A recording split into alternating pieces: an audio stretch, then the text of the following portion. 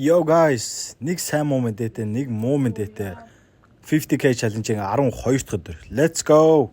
За тэгэхээр юуны туруунд сайн мэдэнээс нэхлэе гэж бодлоо. Тэр нь юу вэ гэхээр Лүлү та бүхний бичсэн бүх комментүүдийг уншаад надад Монгол явах боломж олгосон.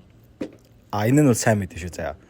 Муу мэдээ нь юу вэ гэхээр Лүлү надад нэлээд том шаардлага гэх юм уу, шалгуур гэх юм уу, тийм юм надад тавьсан. Тэр нь юу вэ гэхээр чи угаасаа нэгэнтээ 50k гэдэг 50,000 followerтай болох challenge хийж байгаа юм чинь намайг 50,000 followerтай болсныхаа дараа яв гэсэн.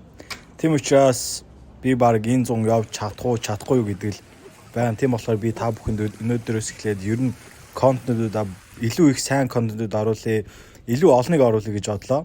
Тэгээд 50,000 хүргээд намайг Монголд аваачихын тулд guys яг одоо follow button-а дараарай заяа. Тэгээд влогд орцгоё. Өнөөдөр л бид хоёрын амралтын өдөр, бүтэн сайн өдөр байсан.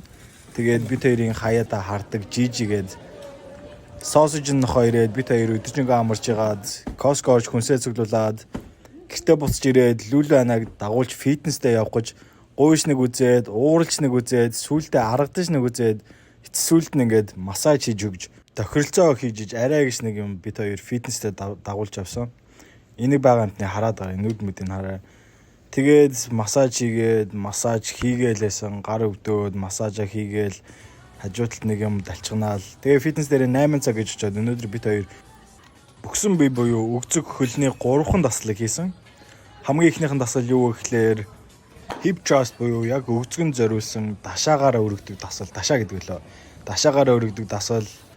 Хоёр дахь нь болохоор RDL гэдэг өгцөгний болон гойны артлын хамстрингд чиглэсэн төвлөрч хийсэн дасгал.